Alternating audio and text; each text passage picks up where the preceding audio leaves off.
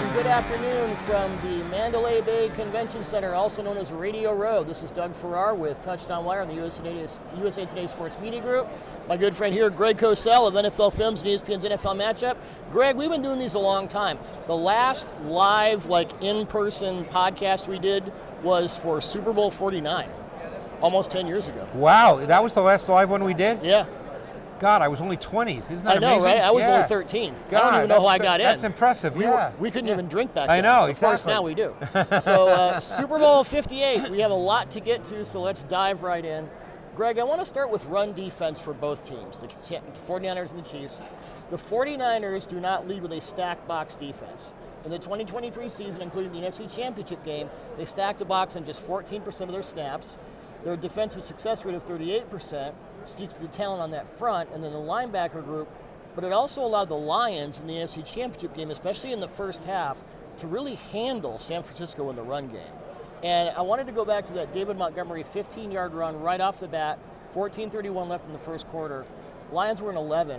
Tight end Sam Laporta motioned across the formation. It looked like duo. I don't know if that was duo. It looked like it was. They looked like they ran a good amount of duo. You know, it's funny.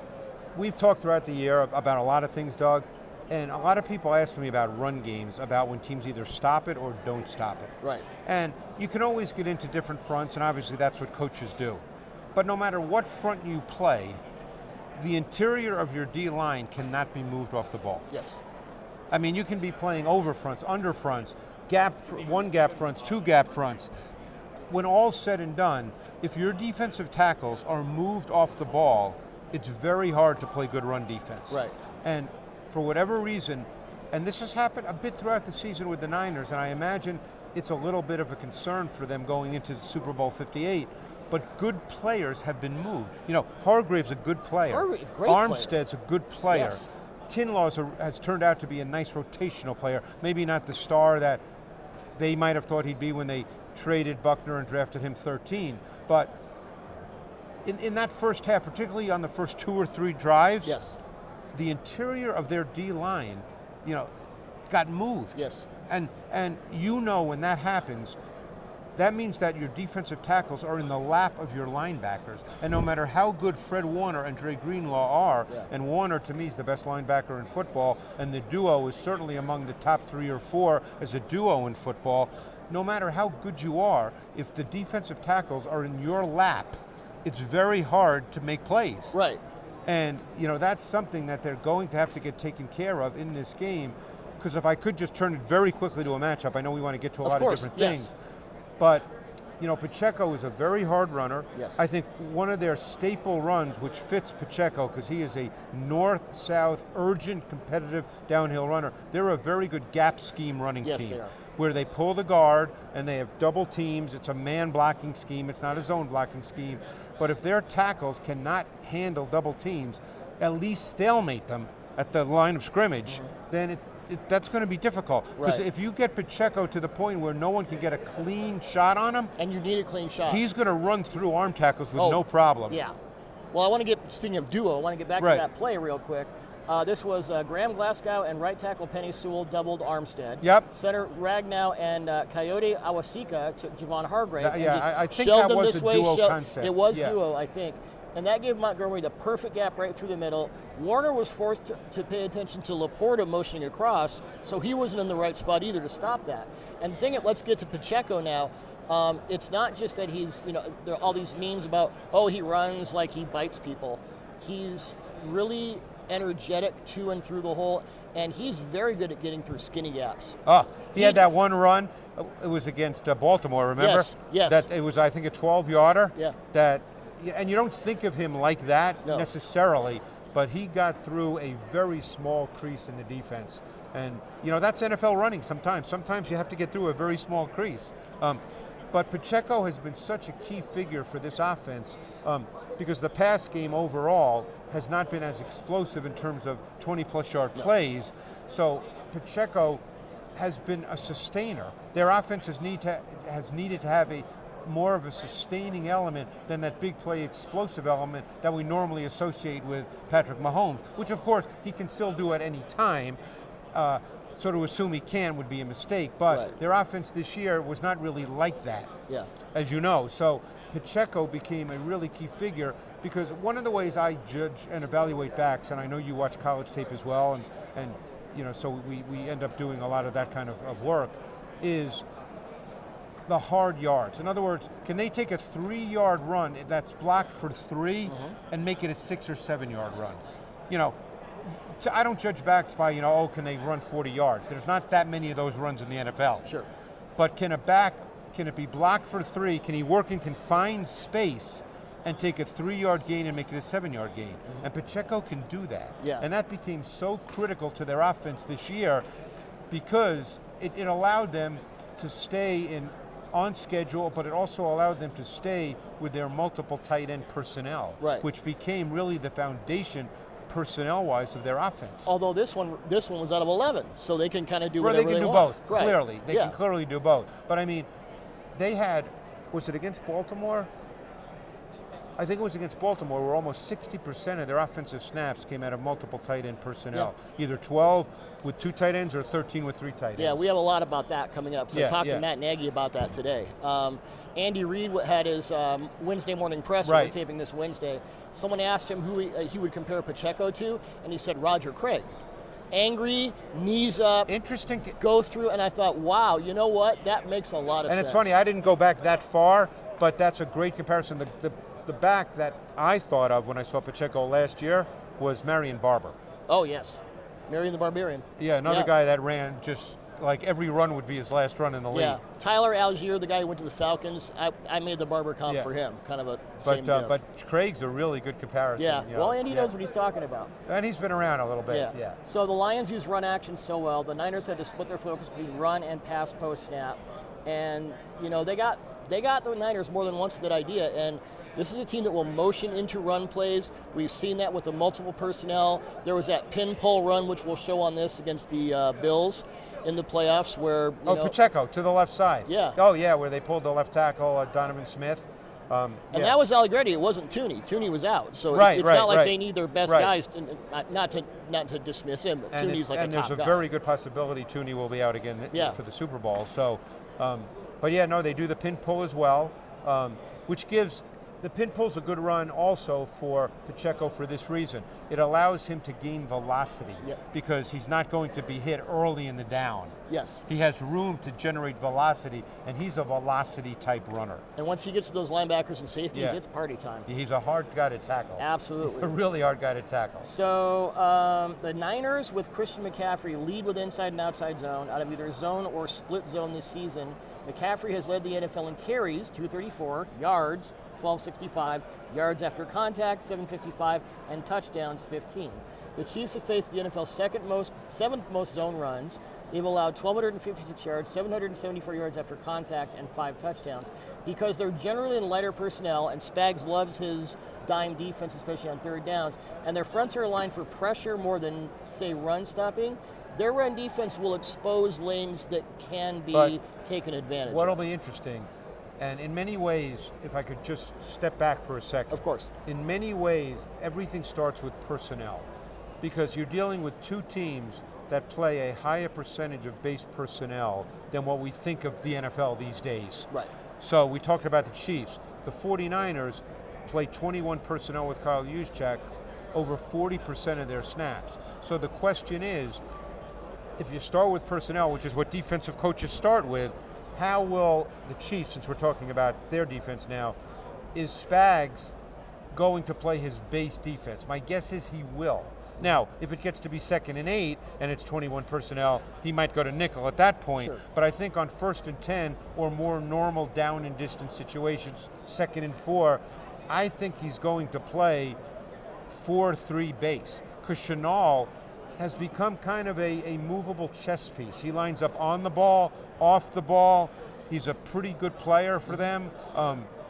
So I think that in normal down and distance, he'll be in base. Now, what we know about the 49ers run game, they run to the left more than any team in football because of Trent Williams. Yeah, he's pretty good. He's pretty good. Yeah, he's okay. And Aaron Banks is a pretty good player, too. Yeah, he is. They motion. Feliciano has been good too in the run game. In the run game. Yeah, they have issues on the right side with one-on-one pass protection. Yeah. They motion a ton to try to prevent the edge from being set, so they often double initially the widest edge defender so he can't set the edge. Right. They either push him totally outside, or if he wants to go inside, they just wash him right down. But they'll motion.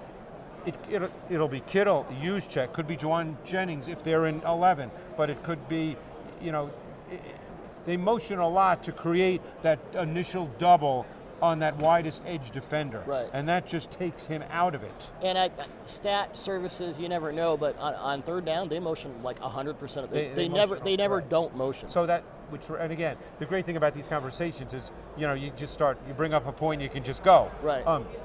Is how will Spags and the Chiefs deal with that? Are they going to try to react to motion, or are they going to just and by not reacting, by the way, that's still a reaction. Right. It's just a different kind of reaction. Yeah, you keep your guys where they are. Right. And I don't want to say one thing is going to decide the Super Bowl because that's kind of reductive, but run defense might be a bigger deal than people think in this game. It could well be. I mean, I think the Niners, my sense is, you could argue both teams, but the Niners, I think, can't get caught in a lot of long yardage situations because I think that the right side of their offensive line struggles in pass protection, and the right tackle especially.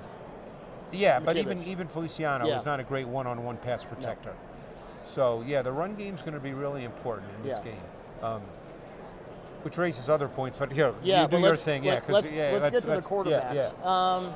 Brock Purdy in the postseason.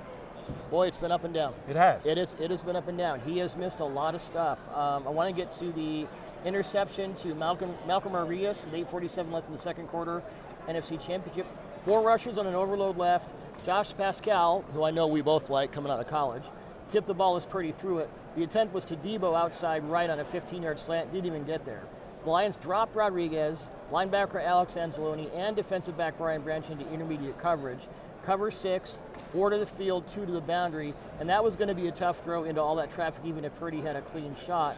And they have 4 linebackers, Tranquil, Bolton, Willie Gay, and Leo Chanel, can all drop into coverage, so I wonder if Spags will cloud the lanes for Purdy, because that seems to be one place where we've talked about his anticipation, his ability to dissect coverage switches, but if you flood the lanes against him, the Lions had some success there. Well, a couple of things I think you'll see Spags do. Number one, he's a big believer in press, and it works for the Niners in this regard. I'm not saying it's easy, but the Niners are a very timing-based pass game with Purdy. Now, every team obviously is built on timing in the pass game. No one says to a quarterback, just drop back and see what happens. Roll the ball around, see what happens. But they're very timing-based, rhythmic-based, 3-step, 5-step timing, ball out. So in normal down and distance, you don't necessarily get to Purdy. Right. So how do you disrupt the pass game? You have to disrupt the receivers, and Spags is a big believer in that, that you must disrupt the receivers because you're not going to get to the quarterback. Now, 3rd and long, obviously, we're in a different situation here. So I think the combination of what you said and disrupting the receivers is what we'll see a lot of. Just so when Purdy hits that back foot, he doesn't feel like he has a clean throw. Right. Because, as you know, and this is why the Super Bowl is so fascinating. Obviously, a significant percentage of their pass game works between the numbers, but they've also started to gradually and incrementally play off that a little bit and counter that with some outside routes where Ayuk in particular Jennings will look like they're going to break inside and then they'll just break outside. Hit the corner. And that's part of the whole test match of this game. Yep. The other thing the Lions did, and I would expect maybe Spags will do this, is they would get close. They knew they weren't going to get there because of the quick passing game, so they had, I think, 4 or 5 deflections. Yeah. And it wasn't like volleyball deflect, but if you get a finger on that ball, it goes where the quarterback doesn't want it. That's the other thing about throwing so much between the numbers and inside the hashes is you give the defense the opportunity for deflections. And I think our mutual friend Cody Alexander brought this up. Cody's a brilliant guy from Match Quarters. The Niners play more condensed formations than any other team. Yeah, they do. And when Spags sees condensed formations, he gets a cornerback here and a cornerback here, and he wants to blitz. And you're going to see that. Yeah. You're absolutely going to see that. and that's a great point you just brought up, because the condensed formations often lead to blitz. And whether it's a call blitz or whether the old BTF, blitz to formation, right, which I first learned about when I did the book and with Buddy Ryan. Yeah. And they did a ton of that. This goes back to 1985, even before 1985, when Buddy started putting in that 46 defense. But there would be formations where there would just be an automatic blitz to formation. Yep. Again, I don't know the answer to that, right, but it's very possible that could be the case. Yeah. They could have a rule that, hey, if the split is less than 5 yards, especially to the boundary, let's say, you're going. You're going. Yep. Well, talked to Spags for about half an hour on opening night. He's the best. Oh, man. Well, because he watched tape with you for like a whole year before he got the Chiefs job. I learned, it's incredible the stuff you learn. Yeah, and he speaks very highly of you as well. Is that you guys are the dream that's team nice to hear, because because I've known him for a long time, since he was in Philly. That's when I met him, and he obviously felt comfortable the year he was out, giving me a call and saying, hey, because his wife's from Philly, so he was spending a lot of time in Philly, and he said, hey, can I come in? And I'm like, what are you kidding me? Of course you can come in every day if you want. Whatever. I'll bring the soda. Right. But I talked to him for about half an hour, and he got a couple questions about Brock Purdy, but 3 times, unprovoked, he brought up Purdy's poise, that he's not a backup. You can't look at this guy and say Mr. Irrelevant. He is an NFL quarterback, and he's an NFL quarterback. I have rarely heard a defensive coordinator speak so highly multiple times, unprovoked, about a quarterback. Now, we're going to get to blitzes here. Brock Purdy, and this, Greg, has been thermonuclear against the blitz. Well, his ability, and we saw it from the moment he came in as a rookie last year against Miami, and Miami, that was a different defense, not Vic Fangio's. It was a heavy pressure defense. No, it's Flores Boyer. Zero blitzes, yeah. And they just started blitzing him like crazy, and he saw everything right away. One of the best traits, I think, that Purdy has, which was very hard to discern from college tape, because you don't see a lot of this in college, is Purdy is phenomenal at being able to see, I guess the best way to say it is late coverage rotation.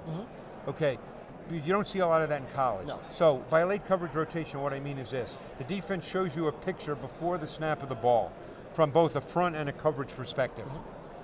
Then it changes right at the snap, or a quarter of a second before the snap. But the quarterback does not have time to figure it out. Right. He has a second or less to see what just changed. Yeah. Purdy has been phenomenal at seeing what just changed. Yeah. He sees the front to the back. He sees the whole thing. He sees it really, really well. And some guys who are really, great arms, good throwers, all that, they never really see it. And that's one reason why some guys don't become really good quarterbacks. Right. It gets back to the basic point of quarterback traits. We all watch tape, college guys, and what do we start with? Oh, he's got a great arm. He's an athlete. But you know what? The mental part of the game, the processing, the elimination and isolation, the making the right decisions based on what you see, that's what makes high-level quarterbacking. Absolutely. And Purdy has been very, very good at that, and coaches understand that. Spags knows that that's what makes quarterbacking, is a quarterback that can decipher this, but that doesn't mean Spags isn't going to do it. It's one of the great chess match elements of this game. I think, the Chiefs' defense, especially the coverage against the Niners' offense, especially the passing game, it's been my primal focus the whole week. Spags said it's been 8 days of watching Niners tape. He said, I've got through just about every game. I hadn't seen him a lot before because there was a lot of AFC, NFC interface. Right. So it's just in the last 8 days, it's like, wow, this guy's for real. No, and again, game manager, he's just a product of the system. The people say that outside the league, inside the league, that's not what they're saying. No, because, I love when I keep reading, well, this is the game that will decide if Purdy's a good player. I mean, and by the way, could he have a bad game? Sure he could.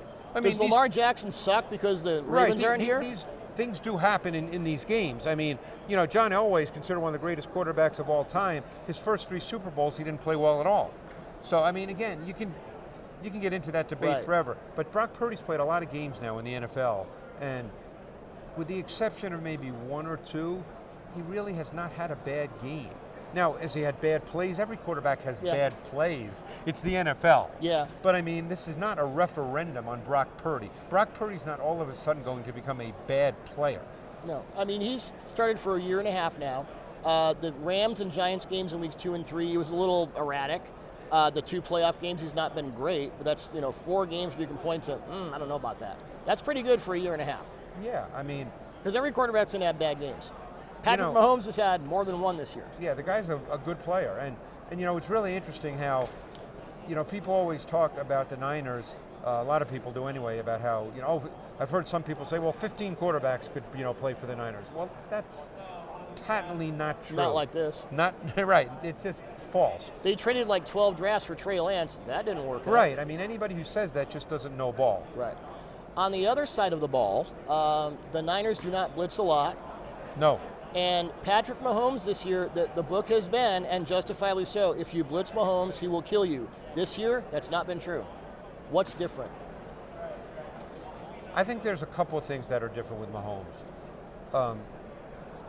And by the way, doesn't mean Mahomes is not a great quarterback. We're not reducing my sense, and I'm not in Mahomes' head, but I've watched him really closely this year because, I get asked about him a lot. And I think 2 things. Number one, I don't think he trusts his offensive tackles in one-on-one pass protection. Nor and I should think he. he's been more conscious of moving. He moves anyway. I spoke with a defensive coordinator who played against him for a number of years, and he said, Mahomes often moves when he doesn't have to anyway. That's just who he is, and that's the way he's going to play. And you know what? That is who he is. And maybe the purist in me feels like, I wish he didn't do that. But he's a great quarterback, and that's the way he plays. Right. So he's going to do that. But the point is, I think he's did it a little more this year because I personally don't believe he trusts his protection. Yeah. And I'm not sure he trusted his receivers a whole lot to make some of the kinds of throws that we've seen him make in the past. It's improved in the last few right. games. But I mean, for Valdez-Scantling in the last 2 games, out of nowhere, has made tough catches. And Rashee Rice has turned into this zone buster. He's great. So. But I mean, so the bottom line is, Mahomes in any given game, look, I don't know what their game plan will be, but if they feel they can throw it, and in some way I feel they will feel they can throw it, and we can get to that in a sec, he certainly can go 30 for 40 for 380 yards. I mean, he's certainly capable of doing that. And it could be for 4 touchdowns, or it could be for 4 touchdowns and 3 interceptions. It could, right. Although he doesn't throw a lot of picks. No, he doesn't. Yeah. I want to get into another myth busting. Earlier in the week and last week, I saw a lot of people who I respect saying that Steve Wilkes' 49ers defense is static. And I'm like, I don't know what you mean by that, and I don't know what tape you're watching. I'm not sure what static means. Static means it's pretty much the same pre and post snap. And I would say the fronts to a point. The coverage, though, they do a lot of switching. And it's a lot, they play a lot of cover 3, and it's a lot of 2 to single high, and it's a lot of 2 to 3. And we talked last week about the Ravens possibly not beating Mahomes, but slowing his process. Right. I think the Niners can do that with their coverages as well. And don't forget, you have an extra week now of study, so you might see a little more of that. Yeah. I think I understand when people say static, because they're not one of those defenses that jumps all over the place. No, not in the front 6. No, although their fronts they're not a dime defense, they're a nickel sub defense. So unless they do something different for the Super Bowl, maybe they will. They could. But assuming they don't and they stay with nickel, when you get to 3rd down, they can be multiple with their front looks. They're a big loaded front. Yeah, they do defense. the overload. They do with 3 defensive linemen to one side of the center. Warner and Greenlaw kind of become kind of wild cards in that. Yes. They jump in and out. Yes. That's when they do their best stunting out of that loaded front. Yep. Oftentimes Bosa comes all the way around. Yeah, the long stunt into the A gap. Yep. So they'll also put Armstead out there sometimes, and he'll go. That's when they, secondary wise, I wouldn't say they're incredibly multiple, compared to some other teams. I think when they're in their base defense, I think you're going to see the Chiefs go after Deommodore Lenoir. Okay. Because he's going to play outside and base. Obviously, in their nickel, he comes inside, and it's been Ambry Thomas playing outside, who I think they'll go after as well. Yeah. So Nick Bosa's sack of Jared Goff with 11:47 left in the second quarter of the NFC Championship game. This takedown was all about how Wilkes schemed it up and how Greenlaw and Warner executed the plan. Was that when he beat the tight end or the tackle? Well, yeah, here's what happened. Greenlaw was off ball, Warner was aligned in a one-tech shade. Because he had 2 sacks in the second quarter. Yeah. Post-snap, Greenlaw blitzed to divert the attention of Penny Sewell, which gave Bosa a clean entry to the pocket. I remember that, yes, yeah. yes. Goff would have had wide receiver Josh Reynolds open on the 10-yard curl, but Warner backed into coverage and got all the way over into the hook zone right in front of Reynolds. Warner may be the best zone coverage defender as a linebacker in the NFL. So you could see Goff in the pocket just accepting his fate like, I don't even know what the heck I'm supposed to do here. So that's the kind of thing, those levers on that play. Those levers on linebackers, that's the kind of thing you're talking about. You know, now obviously Mahomes is a different cat because he can move. And if he feels that, hey, something's wrong from a protection standpoint, he'll move. And, you know, that's where the Wilkes game plan will be very interesting because you talk to defensive coordinators, I'm sure you have, you know, about Mahomes specifically, but also other quarterbacks that can make those second reaction off-script plays, and they all say the same thing. They say when you play those kinds of quarterbacks, there's really 2 defenses you have to play. There's the defense you play within structure for the first 2.2, 2.5 seconds, but then there's the defense you have to play after that, and that's hard. Yeah. A couple times, this one was, 3:01 left in the first half of the AFC Championship game. Ravens flipped from 2 high to cover 3. Presented a 5-man pressure look pre-snap. It was a 5-man pressure, but not what Mahomes expected. Kyle Van Noy dropped into short coverage on Travis Kelce. Kyle Hamilton blitzed from all the way over there. Hamilton nearly got Mahomes, who had to roll to his right and throw the ball away. Not unlike what Kyler Murray had to do against the 49ers in Week 15. Kind of a similar thing. Now, Murray isn't in the same stratosphere as Mahomes, but those mobile guys, when they start to run, they start to leave early because the picture gets weird, and now they're throwing the ball away. That kind of thing. Right. And Mahomes is in a class by himself, obviously, when he moves and makes throws. But you know, what you basically describe is more about breaking down protection than, and I think that's what you're trying to do. Yeah. You're trying to break down protection. You know, obviously some quarterbacks deal with blitz better than others. Mahomes, he's not going to become frenetic and chaotic. He'll move, but I mean, he may be as good as there is in the league with his vision on the move. So you're not going to get him frenetic. So you're really talking about breaking down protection. You're not really breaking Mahomes down. You're breaking down the protection. Exactly. You're hoping it can happen fast enough that, you know, then Mahomes can't get out. Right. But that's what you're really trying to do. Yep. Let's get to a concept we've discussed before with the Chiefs especially, Bills a little bit, 4 strong. Oh, yeah.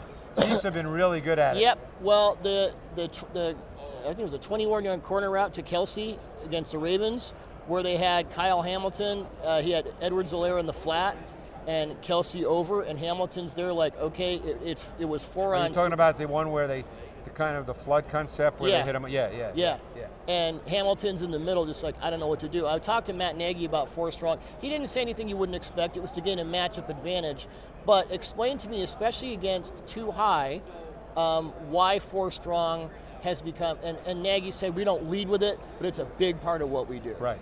Well, football, and I learned this early on from a very smart coach who coached in the league for 40 years. Football's a numbers game. So if you're playing against zone, obviously man's different, you're just matching up to men. But if you're playing zone, okay, if you're going to send 4 receivers to one side of the field, you don't have enough people in any zone coverage concept to match up to 4 receivers to one side of the field. Right. Which is why, and I've watched clinics on YouTube from coaches, even college coaches, you know, and they talk about defending 4 strong. Everybody has to start bumping over, but it's not their normal way of playing. And if you don't see the 4 strong right away, because the Chiefs are really good at making it 4 strong by bringing one of the receivers from the other side. They did that with Rashee Rice on a play. Yeah, so the defense is not automatically seeing it as 4 strong. So they're not pushing their whole defense over to that side. You have to push people, because otherwise, in a normal cover 3, cover 4, cover 6, cover 8, which is quarter, half, either to the field or the boundary, depending on what it is. You don't have enough people. No. To play 4 receivers in a zone concept. Right. That's why 4 strong is so hard. And even if you do, what also presents itself is, okay, let's say you bump everyone over. The Niners gave up they haven't, and well, we'll get into 13 personnel in a minute, which the Chiefs use a lot, but they had a 4-strong concept. They gave up a touchdown Niners did, to DK Metcalf, where it was 13, and they loaded it on that side. So conversely, everyone bumped over, and it was Metcalf against Ambry Thomas, I believe, and it was just one-on-one, right to the end zone. I remember that touchdown. So it's not just the 4-strong, it's what it does for the ISO receiver on the back side. Because then that side simply becomes zero man. Right. That corner has no help at all. Right. And for Ambry Thomas, by the way, that was a bad deal. Right. You'll see that with Ambry. And even though, I think Rashid Rice has developed, and he's going to be a really good player. Yeah. You can even do that with Valdez-Scantling. I know he takes a lot of crap from, because he doesn't catch the ball great. That's not his strength. But he still can run a little bit. Yep. And, you can put him out there, and he can run by people. Yep. A couple more things. Talked to Matt Nagy about 13. Right. The 3 tight end stuff. They led the league in passing, and Pacheco had more attempts out of 13 than anyone else. No, they're a multiple tight end personnel offense for the most part. 13 more than any other team. Yeah. One interesting thing Nagy said to me was, one of the reasons we do it is because not a lot of defenses have expansive plans for 13 personnel. Which is true. Because other teams just don't use it a lot. Right. And so I'm like, okay, let's go back and see how many times the Niners have faced 13 personnel, either in the pass game or the run game. I would bet not a lot. Not a lot. And the touchdown in the passing game was that one to Metcalf against the Seahawks. Because one of the things with 13 personnel you get, which you don't see very often in the league, and you have to have a specific front to deal with it, is you see what we call a 4-man surface or a 5-man surface, where you have 4 players attached, the guard, the tackle, 2 tight ends to one side of the center. Now, you could even bring that 3rd tight end to that side if you wanted to, and have a 5-man surface. Right. And as you said, not a lot of teams practice against that, and the Chiefs have to have a specific front and they will. Now, the Niners. The Niners have to have a specific front, and they will. Whether that means they stop it, we don't know that. But we know they're going to practice I wonder if they send the overload to the heavy side. Maybe. I don't know. There's multiple ways to deal with it that involve your D-line, Yep. your second-level defenders, safeties coming down. There's multiple ways to deal with it, but there's no question they're going to be practicing against it. And getting back to the Chiefs' run game, the Niners they gave up 1 touchdown out of 13 personnel. It was a 16-yard, you may remember this play, 16-yard Kareem Hunt touchdown when they played the Browns. And it was a sweep left. Wouldn't have been Kareem Hunt. Rams? No, Browns. Oh, I thought you said Rams. I'm sorry. No, sorry. Yeah. 16-yard Kareem Hunt running against the Browns. Maybe you did say Browns and I just missed. Yeah. Cleveland motioned tight end Jordan Akins right to left. Right. And Njoku and Harrison Bryant stayed on the right side. It was Donovan Peoples-Jones and David Bell, 2 receivers, who were the ones who helped crack that run open. So that was an example. And that's not a large enough sample size. Right. But the point is, it's the concepts they have to practice at. against it. Right. They have to have a plan for when they see a 4-man surface, potentially a 5-man surface. They have to have practiced it so they know, okay, I see it, and Warner's probably the guy who makes the call, and whatever he yells out, blue, and they go right to what they practiced. Yeah. Guys getting enough attention is kind of a subjective thing, but as much tape as you've watched, I know you've been doing, you've already shot NFL matchup for the Super Bowl, which we'll all watch, look forward to. Are there guys you think, I keep watching this guy, and I don't think he gets enough praise, enough recognition? Well, there's one maybe a couple guys on either side of the ball. There's one guy who does, I think, get the proper recognition, but I think he's arguably you could maybe say he's the most critical player on the Chiefs defense, and that's Nick Bolton. Yeah. He said on Monday he's the engine that makes the whole thing go. But I think Reed said that this morning. The tape tells me that. Yep. That's why I brought him. I didn't know he said that. You were at the press conferences. I wasn't. And I didn't read that. Right. But the tape tells you that he never comes off the field. He's just a really good player. Yep. I think he's a really important player. If I'm to pick a guy on the Niners defense, I'd say that a really important player in this game, maybe in every game, but I think in this game, is Tayshaun Gibson. Okay. He's a safety. He's a veteran safety. been in the league a lot of years. He's been really good for them the last 2 years, and Niners fans don't even talk about him. Like, nobody talks about him. He's been really good. So, I think he's a really important player. And he can play from the box to deep. And he can go all over the field. Yeah. He's normally, and they don't play a ton of man, but every team plays some man. He's normally their tight end matchup, so it'll be interesting. Oh, okay. Because he's the, you know, and then you get into which tight end?